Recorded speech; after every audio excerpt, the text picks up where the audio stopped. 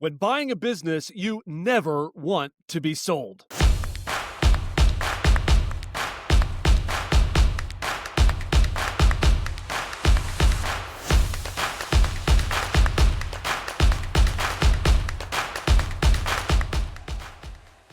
Welcome to Entrepreneurship Through Franchising, a show about kicking down your cubicle wall with ETF and getting honest insights from the experts who guide new business owners. Hey, I'm McBride, and on today's show, I am joined by Gilbert, founder of Veterans Franchise Group, a Navy veteran, former disillusioned corporate professional, franchise owner, and franchise broker who found his calling by helping service men and women find freedom in entrepreneurship. Hey, Gilbert, I am super excited to have you here today. You have a ton of experience as an entrepreneur and as a franchise broker and consultant. So welcome, man. Thanks for being here. I am excited too, Ty, to be here. It's always a pleasure to work with you. We have been, we got connected more than a year ago now, maybe 2 years ago now, and have had a lot of great conversations. And honestly, going through these processes and learning how to be, getting into franchising, learned a lot from you and your colleagues out there that are franchise consultants and just what you provide for people out there. So super excited to dive into that. But before we get there, I'd like to just kind of roll it back here because I'm always curious, everybody's path to entrepreneurship. And then for those like yourself who've become a guide to aspiring entrepreneurs, how do you get to where you're at today? What's your journey, man? So the journey, it's a long journey.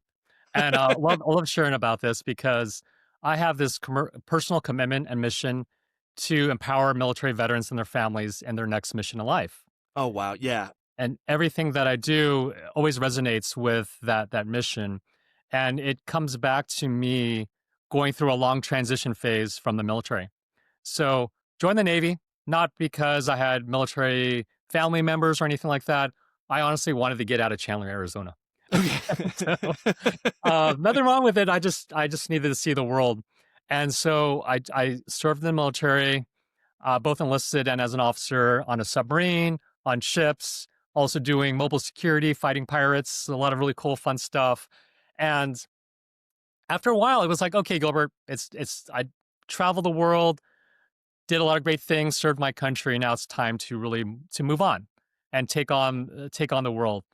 And it was a tough time back in 2009 because unlike now, there weren't a lot of resources. There weren't a lot of nonprofits. There weren't a lot of focus on helping veterans transition because we were in the prime time of the war.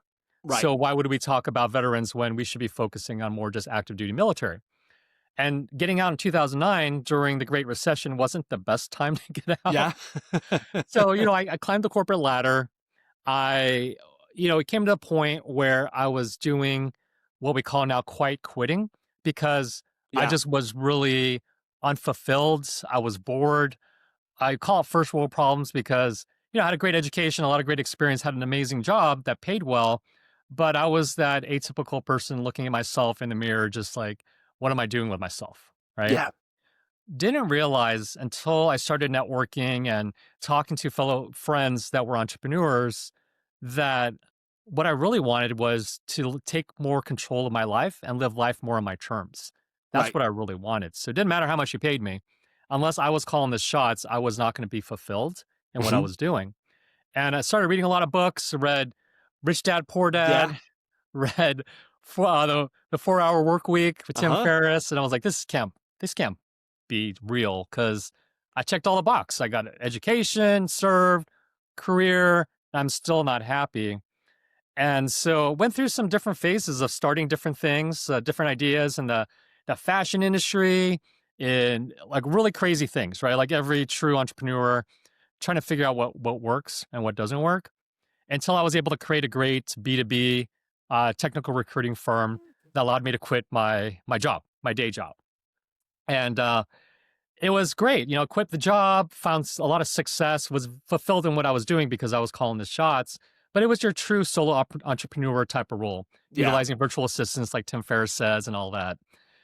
Well, I was at a job fair there was somebody next to me at the same booth that said, "Hey, do you want to, do you want to have vending machines or any franchises?" And I had no idea what this guy was talking about.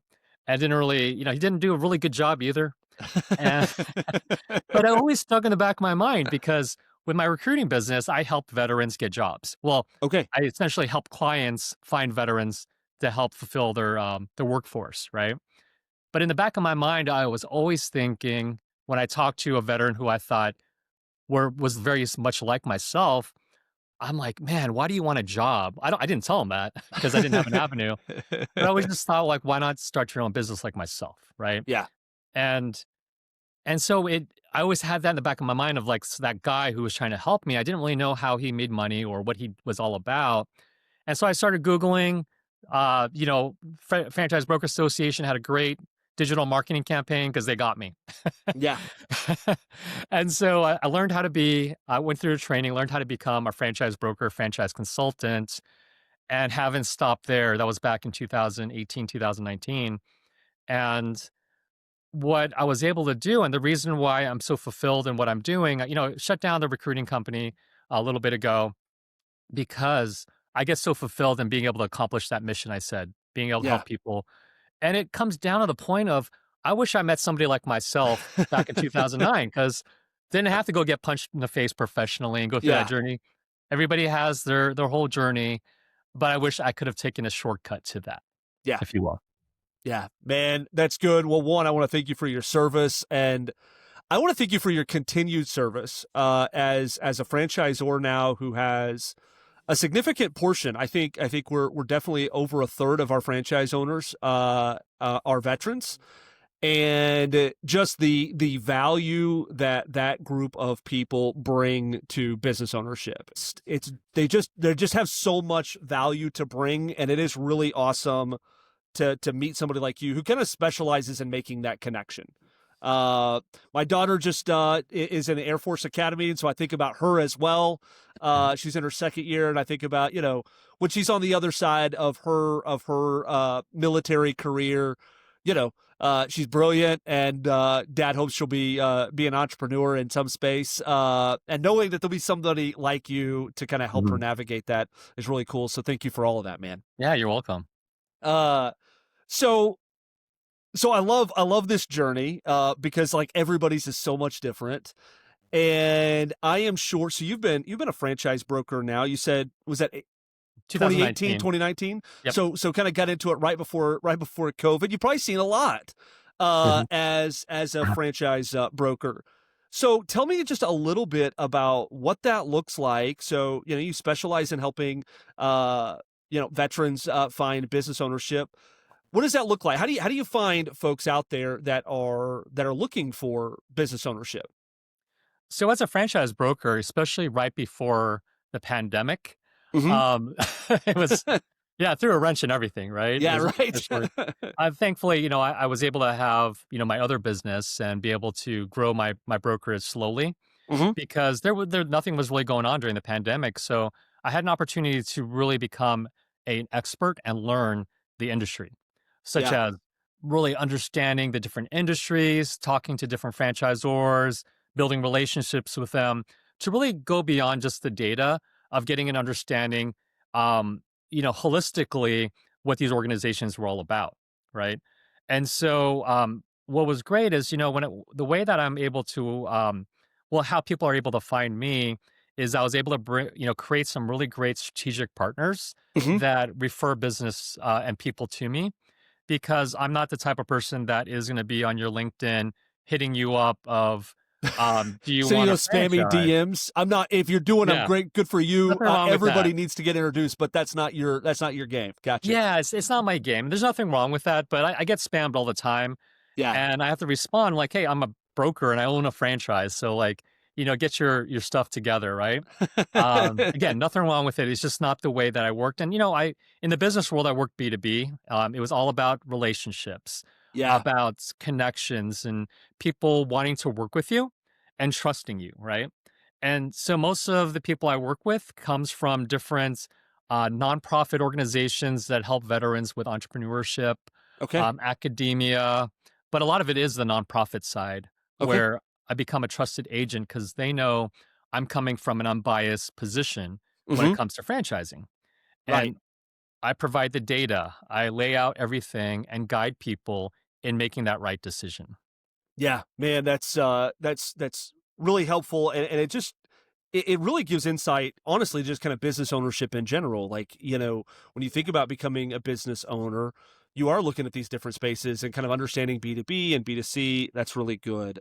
Mhm. So I want to kind of step back a bit because I think that, and I've met some of the candidates that you work with, and Days veterans are very sophisticated, and with so much information out there, I think that a lot of them are getting educated about entrepreneurship, maybe early on as they're looking at finishing out their service. And a lot of the information out there, I think right now is really targeted towards just kind of like buy a boring business, Mhm. which I think is brilliant as a boring business owner myself. I think it's super valuable, right? Like boring businesses a lot of times aren't going to be as disrupted by AI. Uh, and they are usually in spaces where, these things are needed for a long time. But when you think about the business acquisition side, so buying somebody else's boring business, that can be really challenging. So, uh, do any of your candidates or people that you talk to, that you get introduced to, they're not thinking about franchising. They're thinking about, no, I just want to go buy an existing business. Is that something you ever come across? The majority, The majority, majority. Okay. majority of the veterans, and I come from a pretty cool perspective because I did buy an existing franchise Okay. business. Right, we own two donut shops here locally that they became a brand new franchise. So not only do I have that experience as a broker working with a lot of people that are interested in buying existing businesses, and I help go through the exploration of what a franchise would look like in comparison, but also going through the steps of buying, an existing business ourselves and being kind of early on and understanding the pitfalls, the challenges, but also what can be really rewarding Hmm. in doing so. Um, and so I'll share a little, there's a lot to unpack there, Yeah. right? Right. Um, Especially as a broker, because there is a lot like of social media I mean, it's become somewhat viral in Hmm. regards to the benefits of buying an existing business. With such influencers that are out there, I'm sure we all have heard about them or read their books. And, when you look at the statistics, right, they share a lot about, the baby boomers and Yep. the silver tsunami and all these businesses that are out there. And there has been this insurgence of a lot of nonprofits and even academia that are teaching buying existing businesses. Hmm. And there's some really great organizations out there that are doing a lot of good, right? Yeah. Um, and I've partnered with some of them out there as well, but the challenge is still there's still a challenge out there as compared to somebody that's just looking at biz by sell, looking for a business. Some of those businesses are just not affordable, right? And you Right. look at these, businesses bringing in 3 million EBITDA and all that. I mean, they're just Yeah, I amazing think of businesses. like HVAC businesses. That's always a really popular one, and Hmm. and I've sat at a table with some pretty big investors, and they want these things too, and they've got deep, deep pockets for HVAC companies, and so you're Yep. you're playing in a very, very there's a lot of sharks in that water, and if you're not coming to the table with a lot of money, it's gonna be Yep. hard to grab stuff like that. It's like the California real estate game when the market was great. I mean, if you weren't coming in with cash, Hmm. you're asked out, right? So Yeah. there's an inventory, right? And even a lot of these organizations are kind of holding on to their strategies and ways of getting inventory. So if you're just there looking online, it's challenging. And so there's that. There's also, the challenges of buying an existing business and buying into the culture, the staff, Hmm. the way, the relationships. So there's a lot to unpack there. And there's some really great tools to be able to analyze the business, the data, the relationships, the the margins and things like that, right? But with all that, with the challenges of limited inventory and a steep learning curve to be great at buying a business, um, there's a lot of analysis paralysis that I see. Yeah. I see a lot of people just, do you want to be sitting on the sidelines or do you want to be the man in the arena, the man or the woman in the arena actually getting stuff done and running your business and most importantly, learning. I mean, that Right. somebody who's created a business from scratch and also now a franchise owner, there's this a certain beauty of going through the trenches of starting your business, and whether it be a franchise or scratch, you're kind of missing out, or you're having to uh, do a lot of cleanup work to get to the point where you're building what you want to bring.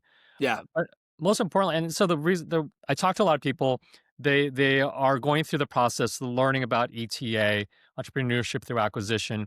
But when it comes down to it, I have some of the people I worked with. They said, "Hey, Gilbert, I've been doing this for a couple of years and I'm just not finding anything. Let's Right. explore what this looks like." Yeah.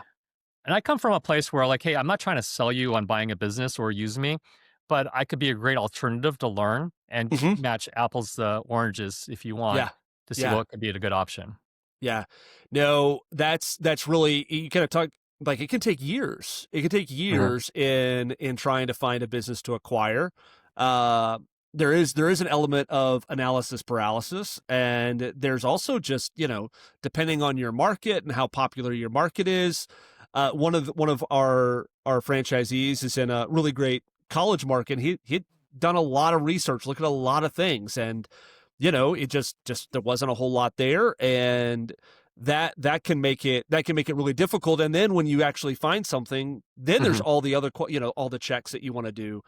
And probably the most important, I think you said this, is a culture check, because when you're investing in a business, uh you're buying their culture, and that might not always be your culture that you wanted to have as a business owner. And then you gotta work to change that. Mhm.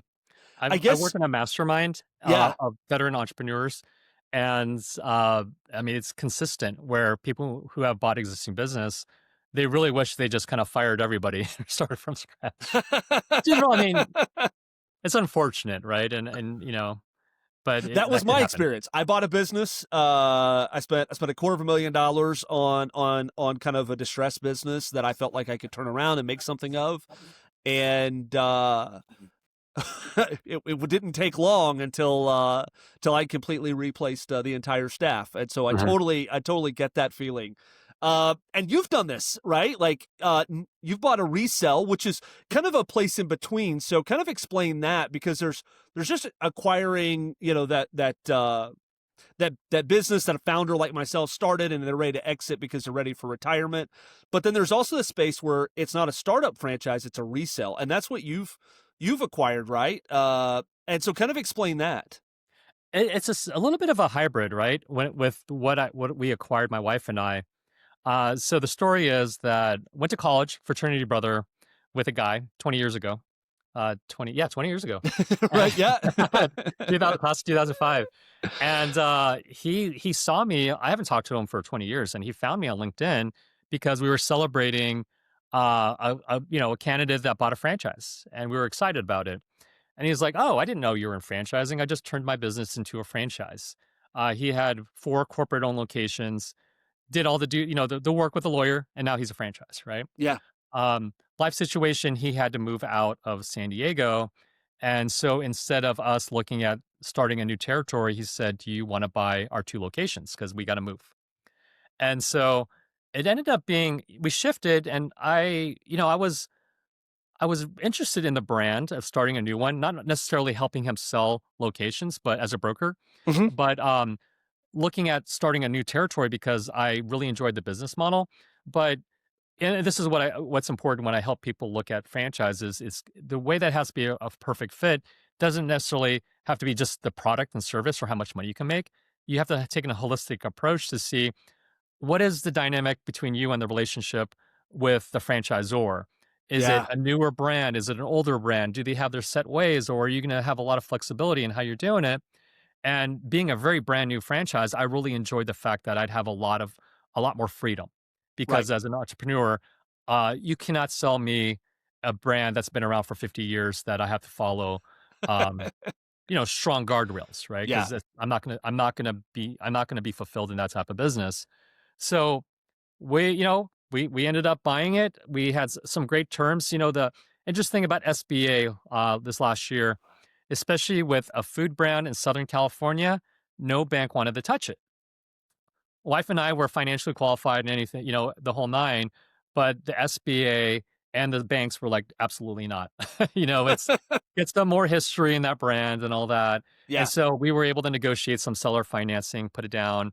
And, like I guess, when they look at unicorns of businesses buying a profitable business that you can do seller financing with a good down payment, I thought I was able to utilize my experience and also the advice from some of the nonprofits to be able to buy this brand. Yeah. In an industry I never thought I would get into. I used to be the non-food franchise broker. I had no interest, understand the margins and the grits and whatnot, but we did. Yeah. So it's been a fun journey, a fun and interesting journey with some challenges. Yeah. But to your point though, one of the things about your story here is that it's kind of a unicorn situation that you were able to find a thing that was as far as business acquisition that was early stage enough that you had some flexibility in it. You had some connection to the founder, the owner, that you were able to negotiate terms, given kind of the SBA things that were going on related to food. Like those things like really had to come together. And I think that kind of really speaks to the challenge behind ETA is a lot of times there's so many pieces that you need to kind of pull together to make those happen. And that's, I guess a lot of times why maybe franchising or buying a franchise can be a great opportunity. And You know, the missing go ahead. component there is that if the seller has a broker, the broker is representing the seller, Right. right? You don't sometimes A lot of times you don't have somebody on your side helping you evaluate, helping you really determine if it's a good deal and helping you negotiate because it's the broker's best interest to represent the seller, right? So I feel as if because of my experience as a franchise broker, I had my own knowledge and experience to help guide me through that, right? Yeah. So I think that's what's missing is not having enough non-franchise buyer brokers to guide you through that process. Yeah. That's a good segue because I am interested in kind of how your perspective on, when you think about, okay, maybe there's not enough opportunity out there. Maybe I'm not patient enough to wait for the unicorn business I can acquire. So franchising might be the right option. Uh, from your kind of your vision of how brokering should work, you've already shared a little bit of it. Just kind of expand on it. How do you see your role in that space when somebody is looking to buy a business and you're going to introduce them to the world of franchise opportunities? So I take an approach of being unbiased, providing education, and being an advisor. And I play the long game, right? I'm not. This is essentially sales, but I'm not your true sales guy. If you Right. were at any type of sales Yeah. theories Sell and or be whatnot, sold. That's not no, your. absolutely not. Um, and the reason is the long game is that I'm not here to convince you to buy a business or convince you to buy a specific brand. I want to be able to help you understand and learn. And if it's a match, then yes, I can be your Tinder or Hinge of franchising to help you find the right ones. Yeah. So I come from that place, right? And I think the people I work with, they appreciate the fact that I'm not going to strong arm you into doing what you don't want to do. And it has paid off because I've had people that I've talked to 3, 4 years who are like, "Hey, Gilbert, it's time," because it is about timing, right? Right. When it's time. So I take a very holistic approach, right? I look at the business model. So not only from the business perspective of being a business owner, an entrepreneur, and a franchise owner, but also I have a bit of academia experience and background, going through business school and also getting my PhD studying entrepreneurship.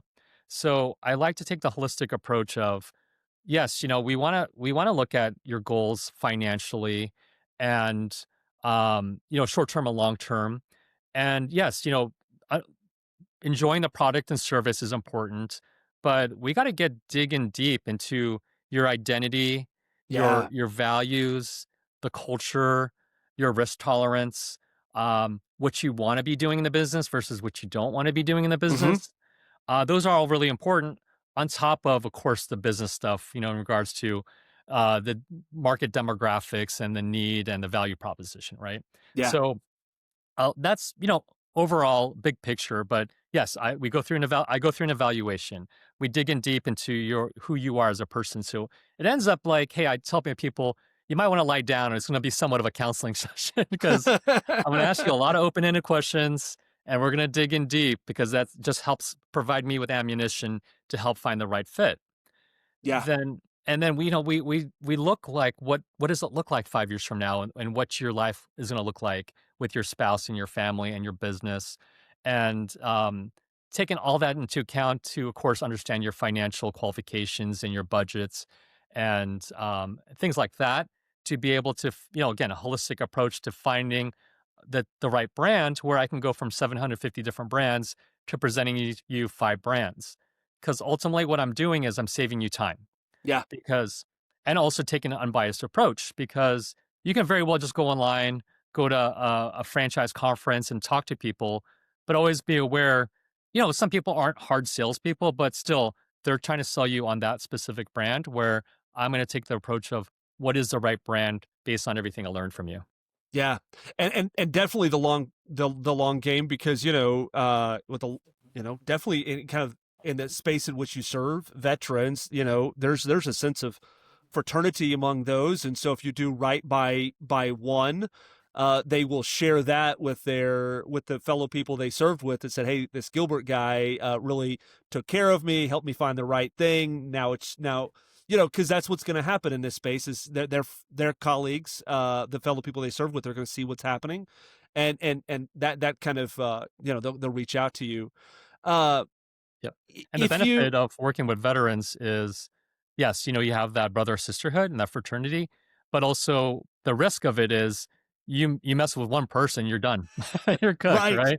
So it's not for all, and that's why I always have to do my best, right? And I always yeah, have to be unbiased, and a lot of my business not only comes from nonprofits, my contacts, but I do get a lot of referrals, and uh, the greatest compliment is getting a referral not only from a fellow veteran, but hey, my brother is looking for a business, or they're not a yeah, veteran, but can you work with them? Yeah, absolutely. It's right, so that it's been a joy.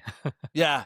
You've got you said like 700 brands. How in the world? So, but of course you're not gonna like show everybody all 700. How do you? How do you kind of get that short list? Is it based off of like research you've done on the brand to say, hey, I think that these are just first and foremost like viable businesses, or is it more about like this is kind of more in line with what, investment level, culture? Like, how do you kind of weigh those two things? What kind of research do you do to make sure you're showing people things that are going to be good fit, but also help them be successful? So yeah, it's definitely an extensive approach, and it does take me a week to 2 weeks once I get all that data to do that analysis, right? And so the assessment, the values, that weighs really heavy in my process to be able to get a like match between the franchise, which many of the franchises use the same assessment that I work with to see that there's a good match between that. That's a big part of it. Then another part is looking at the business model, right? And that's what I kind of dive into for the MBAs out there that understand the business model. Um, looking at the value proposition as the heart of the business model, Yep. but all the different factors there, right? Like, do you want a B2B versus a B2C?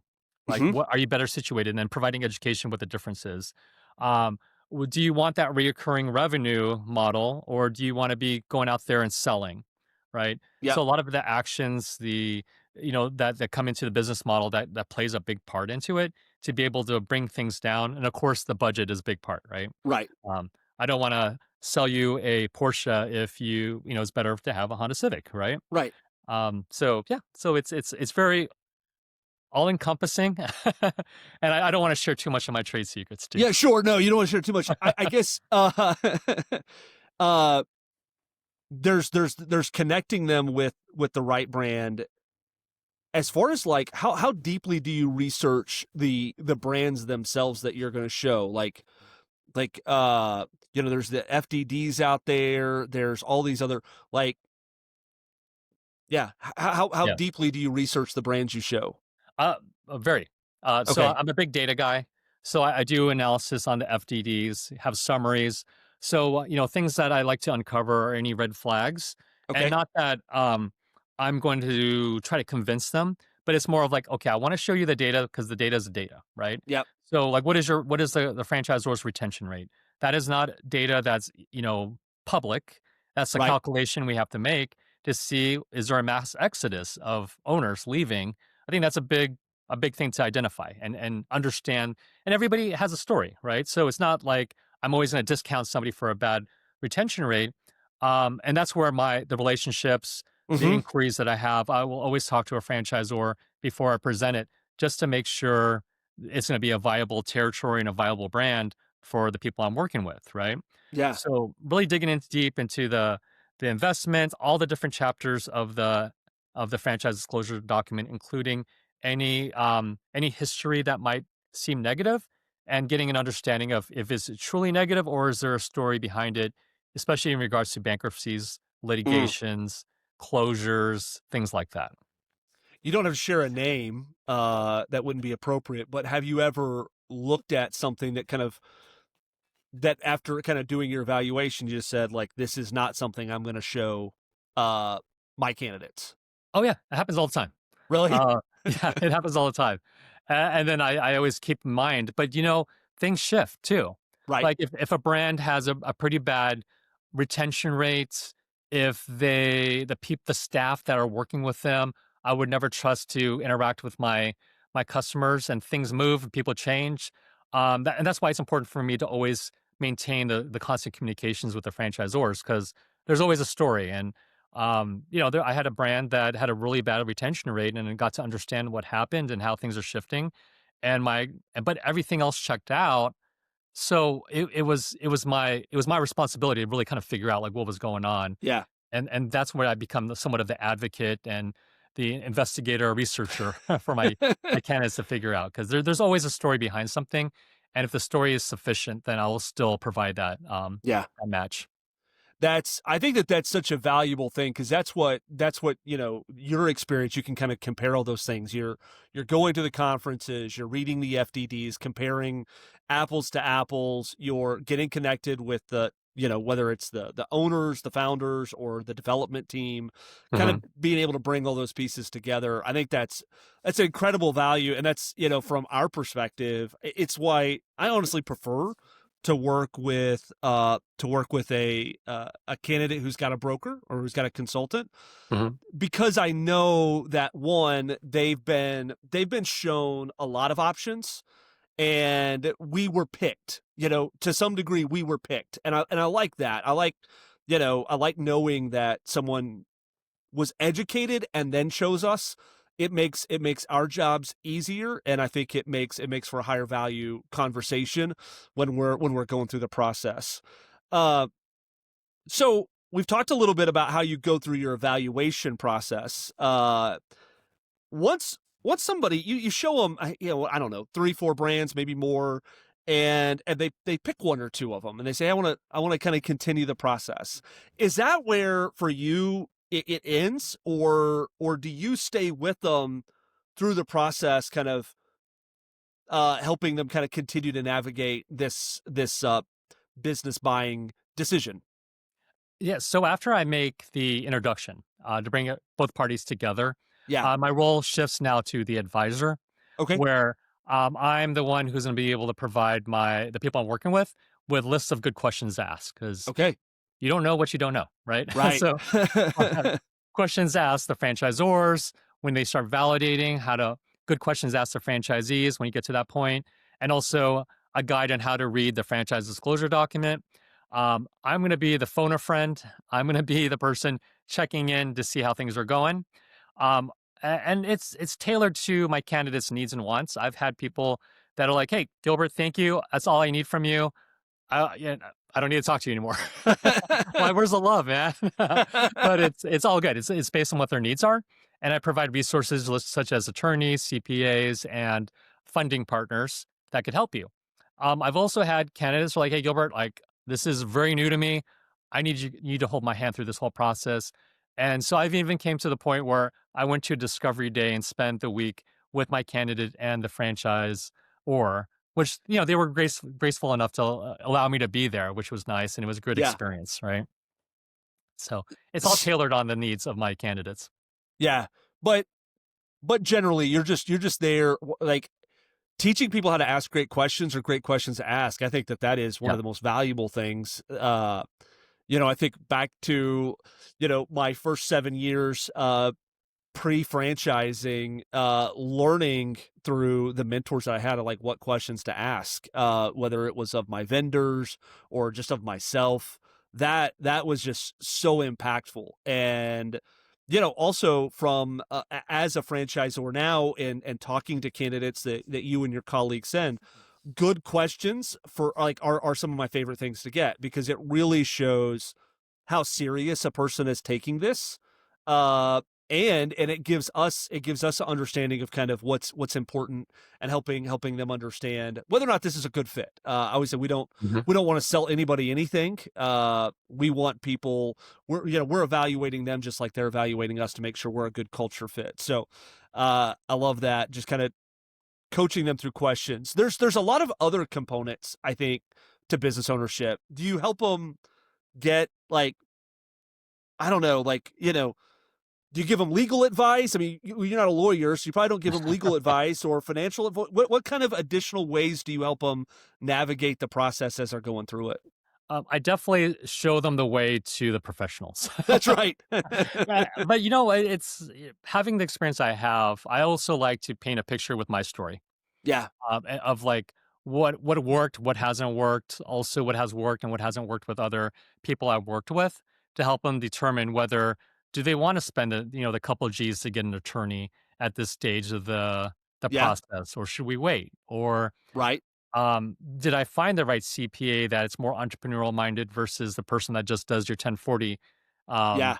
at a certain point? So yeah, there is a certain level of support and feedback that I'll provide, making sure that obviously legalities. All I'm not providing specific advice. I'm not qualified to provide. Right. Right. Right. No, Yeah. but that's so, once again, getting connected to the experts is such a critical part of this. I think uh too often I think that people unfortunately don't read the whole thing, Mhm. or they don't read it with their goals in mind. And so oftentimes I'll tell people like, hey, they'll kind of communicate to me something about legacy, about like, I want to make sure this is set up in a way that if something bad was to happen to me, my family be taken care of. And I'm like, well, Mhm. I can't specifically answer the best way to do that, but you really need to work with an attorney and possibly a CPA that really understands entrepreneurship and understands franchising. Tell them that, so that then they can read our franchise agreement with that in mind, and help you set up your business, and ask help you ask the right questions to me, that then Mhm. we can have our attorneys, because I'm not qualified to answer those things either, answer for you. And that's such an important part, is to lean Yeah. on experts. Uh In the I don't franchise know. industry, and that's Yeah. the key that I provide is like, hey, somebody might have their own attorney that's local, or they want to go find a local bank because they feel like they can, get better terms. And I'm like, there's a couple of different things that are in franchising that I want to advise you on when it comes to working with the right professionals that can help you, that are more knowledgeable in this industry, in this space. And that's Yeah. I think that's one of the biggest values I can provide people when it comes to finding those professionals. Yeah, DIYing, whether that is Legal too. DIYing the franchise search process, DIYing the legal process, DIYing any of these things are the most expensive decisions, or most expensive Mhm. mistakes I think most of us will ever make, is DIYing. Every time I've ever DIY'd something, DIY'd a legal agreement, DIY'd a project at my house, uh, Uh-huh. almost all of those things are the worst decisions I've ever made. I So follow this comedian, I forget his name, but it's all around F this house, yeah. and it's him just doing DIY, and that's all he says to himself. Highly recommend it, it's hilarious. Yeah. Well, and that's how you feel a lot in business. If you DIY the whole process, I think there's a chance you'll be just fine. You probably will be, but you might Mhm. find yourself on the other side saying F this business a lot. Uh, that's at least how I felt as a startup. Kind of, I read the same books, got started, and realized that I had built myself a job. And it Mm. was a better job than I had, but there were a lot of days where I was F this business. Yeah. Yeah. Or doing the non-revenue producing actions for your Oh business. man, yeah. Just staying busy because you feel good about being busy, right? That's what I felt too. Yeah. Yeah, that is something I think as business owners we fall victim to is like, I just want to feel busy right now. And Uh, so we do something, we're like, where's the ROI connected to that? yeah. Yeah. Uh so someone's going through the discovery process and they're evaluating brands. Are there any red flags that ever come up in that process that you've ever seen where it's good for a franchise candidate to maybe pause the conversation to dig deeper? What things have you seen that have been kind of red flags during that discovery process? If you feel like you're getting sold a used car in a used car lot, Yeah. that's huge. I always tell them military terms pull chocks because it's probably time to run. Um, I mean, and there's nothing wrong with sales processes and being professional and following up and setting appointments and just being professionals, right? Which we all Right. understand as professionals. But if you're getting, using closing techniques and whatnot, and you're not comfortable with that, it's all about comfortability and understanding the culture of the organization, how they operate. A lot of times, the people you're talking to, the sales rep, are a good representation of how it is in the organization, right? So always question if you feel friction, if something doesn't feel funny, bring that up, get an understanding because you're about to get into a relationship for the next 10 years with that business. So you want to make sure that it's going to be the right fit and you're not just looking at straight up the numbers Yeah. when it comes to the business. Um, that's a big thing that people Well, you don't don't want to, try. a lot of times closing tactics, seller be sold type stuff, Yeah. that kind of stuff, leads to buyer's remorse. Yeah. Like if you think of any time in your life you were ever really hard sold something and you went ahead and said yes, I can't think of any one of those situations where, I looked at my wife and said, wow, that's a really great decision. We made that. We both usually walked away from going like, Mhm. man, I really regret that. And you Mhm. don't want to be in that space with a business Oh, where you absolutely. feel like you were closed, if you will. That's not where you Yeah. want to be. Absolutely. And also be conservative with your investment. There's some brands that are really excited to be able to sell more territories than somebody was willing to really get into. They're providing deep discounts, and I mean, it's all about cash flow, right? And the worst thing you could do is squeeze into a business and just run out of it, right? Of your cash. And so be conservative with what you're investing in and make sure it's going to be the right size business, whether it be one, two, or three territories when you're getting into franchising. Yeah, that's something we see a lot with home service, right? Because the Mhm. investment levels are a little lower. So it can lead people to really large territory purchases that you kind of see across the industry. And it's not always bad, Mhm. but there are many circumstances. And honestly, I can even own this in our own organization. There's been a few times where I'm like, man, I think maybe two would have been better than three, Mhm. or maybe one would have been better than two, given maybe just it'd be better for you to have more money. Like I can look at that and say, man, it'd be better if you had more money because if you had more money, you could do more marketing. Yeah. You can always get more as far as you could always buy more territory out of success.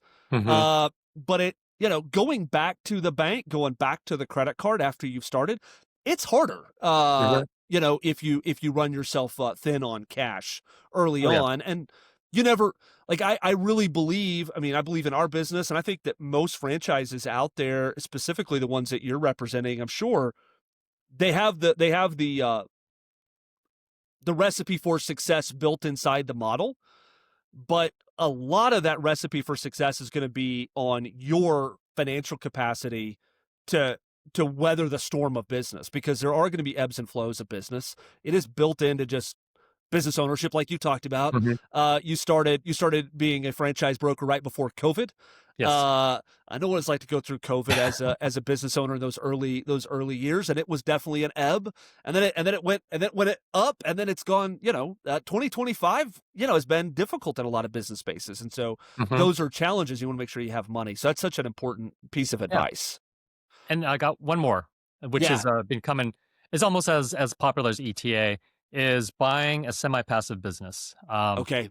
Always Yeah. buyer beware. I mean, I bought a semi-passive business, an existing business. I'm not in the donut shop all day, every day.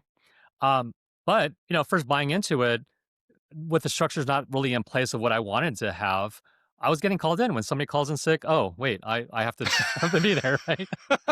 Um, for a 6-hour shift, and if you have a full time job where you're not as flexible as I am, and it doesn't even have to be the time freedom, but like, what about the mental energy?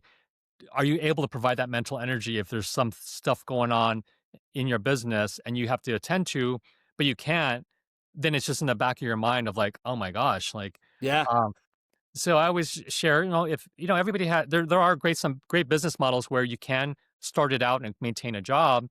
The only thing is, like, just do your due diligence, talk to a lot of owners that are doing it the way you're doing it, so you get the full story of how much time is required, versus just painting a pretty picture that you only have to put 15 hours a week in your job, because the reality may not be the right thing, the same Yeah. case.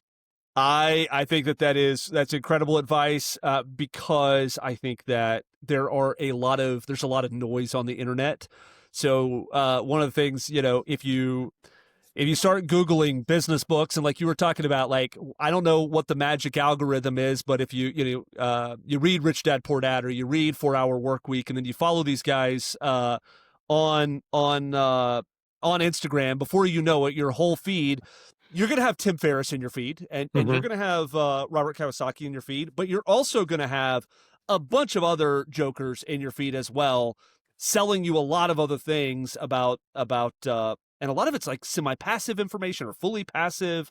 Hmm. And I think it's a very, very misleading. It's not impossible. And I don't ever like, it's not Yeah. impossible, but you just have to know, like, kind of what you're saying, like the buck stops with you. And if the person doesn't show up that was supposed to show up, uh, you're going to have to be the one that picks up the phone. And, Hmm. home service, you're going to have to be the one that either gets in the truck and goes and does the work, or at least picks up the phone and calls and apologizes and says, we won't be here until this day. Like, Hmm. you're going to have to be that person. And, or you're just losing your investment. Oh yeah. And so there's Or your not very much out there that, reputation, yeah, that's or right. yeah, there's a lot to it. So Yeah. buyer beware. Buyer beware. I would say, like, and that's the challenging thing though, because as we're also told, and I think it's a very true vision and goal to have in businesses, don't work in the business, work on the business. You want to build a business where where you can go on vacation, where you Hmm. can take time off, where you might could even start other businesses. But you can't, I don't think very often you can start there, right? Like, you Hmm. have to start with being in the grind of business, and then build your way out of it. Yep. Gilbert, this has been a really valuable conversation. And I think, obviously, there's a lot of people out here who are going to resonate with what you do and the way that you do it, and the way I just think the way that you evaluate the opportunities is really valuable. And I think, if I was somebody who was, in the process of buying a business, I would want to know, kind of peel back the curtain from somebody who's been there, done that, and looked at a lot of different things. So if somebody's in that place, what is the best way to get in touch with you? Best way is check out my website, Veterans Franchise Group. So that's plural for veterans.com. And you can put your contact information in the info section, or you can just reach out to me via email, gilbert@veteransfranchisegroup.com. And of course, there's always LinkedIn. Yeah. So feel free to reach out to me, and I'd love to be able to help you. Yeah, man, Gilbert, that's really great. We'll make sure to put that information in the description and show notes as well, so people can click through. As we wrap up here, what is one final piece of advice you would give somebody who is considering becoming an entrepreneur? The one piece of advice for somebody looking to be an entrepreneur is just take action, Yeah. right? Be in the arena, don't be on the sidelines. And if that action means talking to a broker, shadowing other business owners, get outside beyond the books because, Yeah. I was there, but you really just got to see it to believe it. Uh, you know, you're more likely to be successful and be a business owner if you grew up in an entrepreneurial family. I didn't have that. So it took seeing to believe that there is something available, an opportunity out there besides uh, working a 9 to 5. And that's what I like to share with people. Take action. I love it, man. Gilbert, thank you Yeah. so much for your time here. We really appreciate it. Thanks, Ty. I appreciate you. Thanks for listening to the show. Make sure you hit the follow button in your podcast app so you never miss an episode. And if you're watching this on YouTube, subscribe before you go. And you can also just connect with me on LinkedIn. Just search Ty McBride. Later.